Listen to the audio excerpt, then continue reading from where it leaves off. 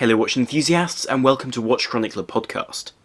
In today's episode I'd like to address a theme which has been brought up by a few people recently because this is now a trend which has sort of bedded into the industry, so to speak. And these are bronze watches. Now most of the major brands out there have a bronze offering of some nature or some sort of bronze attempt at least at a watch in this material, whether you look at Montblanc or Oris, for example, as well as Tudor with some really eye-catching pieces. But today, really, I wouldn't like to speak about individual watches. I'd like to give a brief explanation about the different types of bronzes out there, but also I'd like to talk about the pros and cons of this material, because some people celebrate it as being this incredible alternative to steel, whilst other people are a bit more sceptical, and usually I've fallen somewhere in between, because I do recognise both sides. But today I'd like to go really into detail and explain what the origins also of this material's use in the watch industry are, because this becomes quite interesting when you consider the reason why watches were ever made out of bronze. Before I begin though, do head over to our Instagram page under the same name of Watch Chronicler to see some interesting watch photography, as well as previews of articles, podcasts and videos which you wouldn't see elsewhere. Of course, also remember to head over to watchchronicler.com to see full articles and other pieces which don't appear here on the YouTube channel, as well as contributions from other individuals in the industry, which should prove to be very interesting in terms of showing a different perspective to just mine. And these articles come in the form of features about the industry as a whole, its history, or new releases, as well as reviews. But back to the question at hand, because bronze watches are, for many people, perhaps a step too far. I think a lot of people are reluctant to go in for a bronze watch because, quite frankly, it's moving out of the comfort zone which we have with steel or gold, if you happen to be in the market for that sort of watch, because it is a much more reactive metal.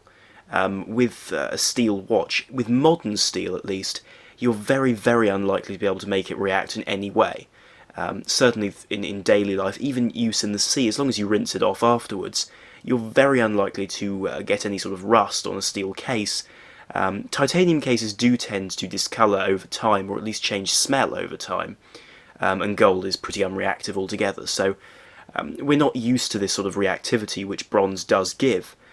But in the same way it does provide some advantages too, so I really would like to dig into this in this particular podcast. To first touch on what bronze is primarily copper. It's an alloy of copper. Sometimes there are things which aren't metal added in, but usually you have tin or manganese, phosphorus or aluminium as the key addition to create different sorts of bronze, which are alloyed with copper. Of course, no bronze is that pure. You have other elements within it, but the most common bronze for watches is aluminium bronze, because it gives a darker patina and just works much better in terms of the corrosion resistance needed for a watch, as well as giving a relatively decent hardness to be able to resist daily knocks and bangs. However, in spite of this, generally a bronze watch will be softer than a steel watch in terms of absorbing knocks and bangs. Usually a watch case made out of bronze will be around 3 to 3.5 on the Mohs scale of hardness, where steel for a watch that's 316L steel will be around 5.5. So there is a fair difference there, and if you knock a bronze watch against a steel surface, you're much more likely to damage it. You do also see some aspects which are pretty much universal across the world of bronze watches, which is to say that the case back is very, very rarely also bronze. Now the reason for this is that the case backs used tend to be titanium or steel in order to avoid the moisture on the wrist, as well as the oils on your wrist and the salts in your sweat from creating copper chloride on the case back. And the problem with this is that it's not terribly good for the skin, but also it would leave rather unsightly green marks on your wrist, as well as damaging the case back of your watch. So all round, a steel case back or titanium case back makes an awful lot more sense. Of course, these are sometimes DLC or PVD coated, like on the Tudor Black Bay bronze, to look a bit like the rest of the case, or at least the colour they reckon the rest of the case will become over time. But of course there will be colour differences, but I think a steel caseback does make an awful lot of sense. I think first of all it's quite interesting to talk about the nature of the pros, because with bronze as a material it's a very subjective point, which is the aesthetic.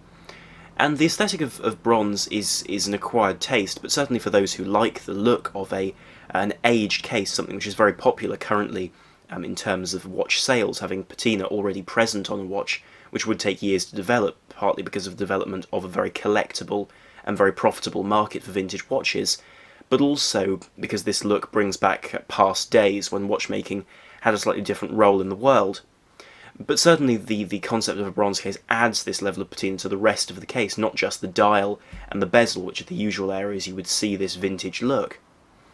And in terms of properties which are genuinely functional, bronze does have quite a significant resistance, at least in the aluminium bronze form which we have in watches, to corrosion, because it develops a dark patina around the case, and depending upon the content of aluminium, the colour will vary between a bright sort of brass-like colour or a black colour, which also can develop depending upon the composition of the particular alloy. The benefit of this coating is that it protects the bronze to a degree from further corrosion, which is of course a benefit if you're going to be wearing the watch every day. And of course, everyone can damage a case by exposing it to somewhat unrealistic tests, whether that's a chemical test or simply beating a watch up. But in the case of bronze, this coating should be able to protect it to a certain extent.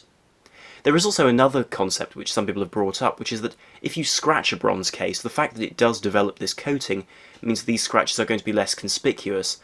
Although I must say, because of the fact that patina develops in a blotchy way anyway, I suppose that's the alternative. You just sort of accept that the case is going to age, whereas with steel one inevitably has this concern about developing scratches because it doesn't change naturally. Aside from the commanding presence on the wrist due to the weight of a watch like this, just because of the density of bronze, there is another less tangible element of bronze watches in terms of appeal, and that's the fact that it does give an element of history,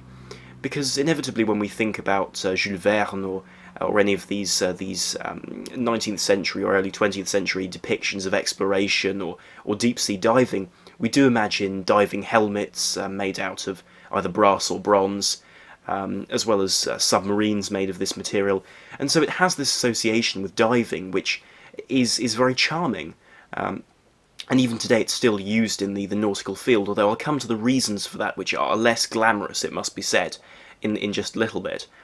But inevitably there is an appeal to bronze, just for that very reason, although I must say that in the form of a watch, it does make a bit less sense in the modern world than it did in the past. Historically and still today, brass is used extensively within watch movements because it's an extremely practical material for bridges and plates and wheels. Cases have been made out of bronze for quite a while, although never in the same numbers as are produced today, and brass has been used alongside bronze as a cheaper alternative to steel, but bronze itself has been mostly reserved for nautical applications, as we see today in the dive watches made from bronze. And in the 30s, the 40s and the 50s, a number of dive watches were produced from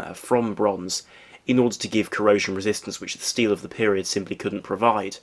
So one sees a number of steels available during the time, such as Stay-Brite, which were all variants of stainless steel, which were able to have greater or lesser, depending upon the version, corrosion resistance.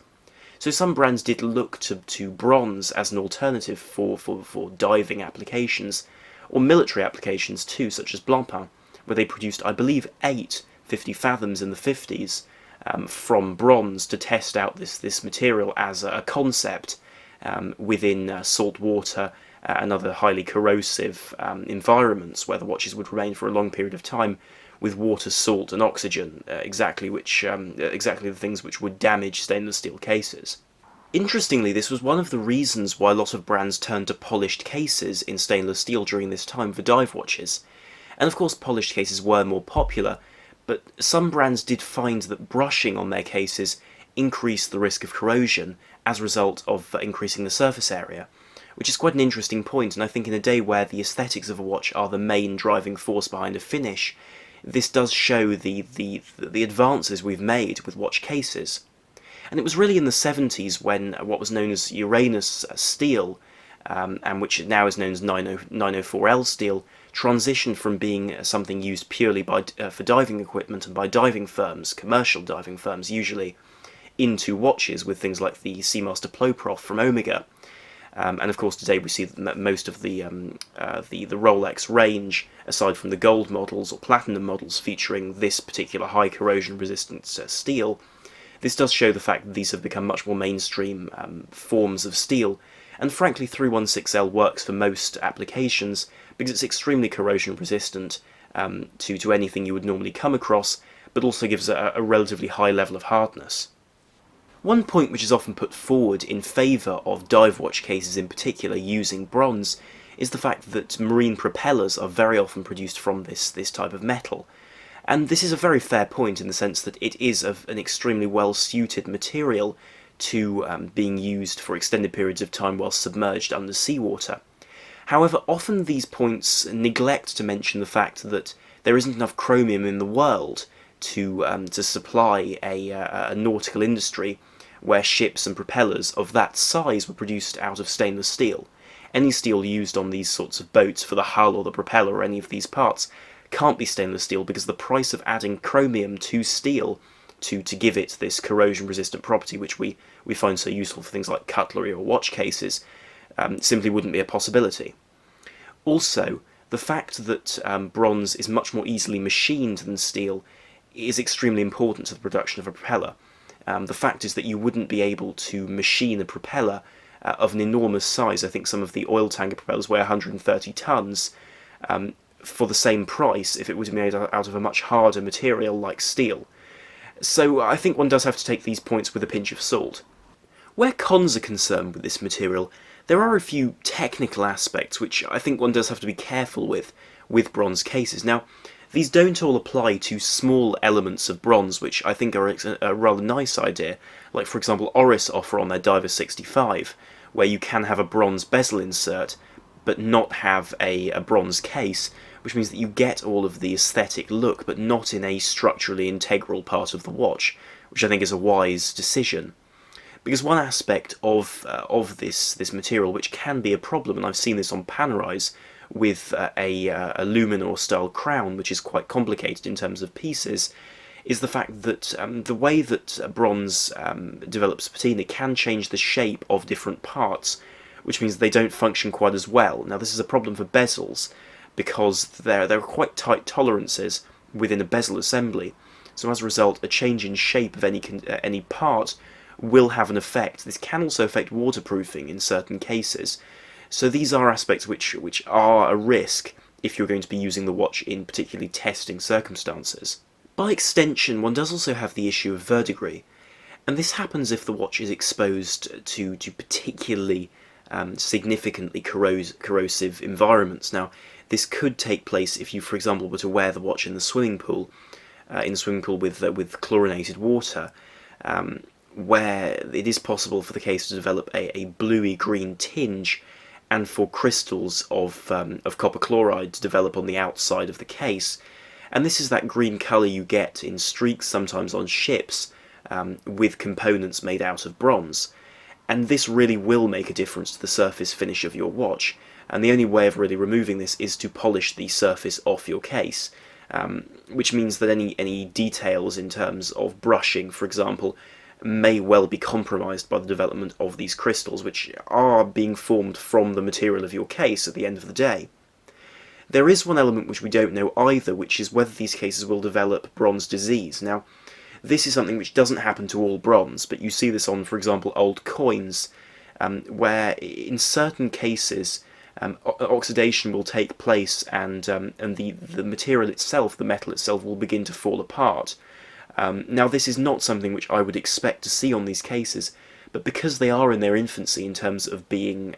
widely produced watches, we still don't know if these things will take place, so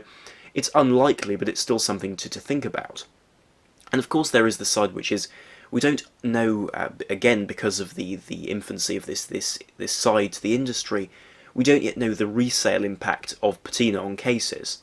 Because inevitably, 10 years down the line, a watch will look very different than it did when it came out of the showroom, whether the watch has been kept in a particularly dry environment or used every day. So this is something to look out for and something which I'll be very curious to see in the future. But in any case, bronze is an interesting material because it is something very, very different. and this is an industry which goes around in circles very often, so to see something completely new, and one of these trends which is completely new, is really very interesting. And certainly if you want to buy a bronze watch, I see no reason not to, as long as you appreciate these certain provisos, which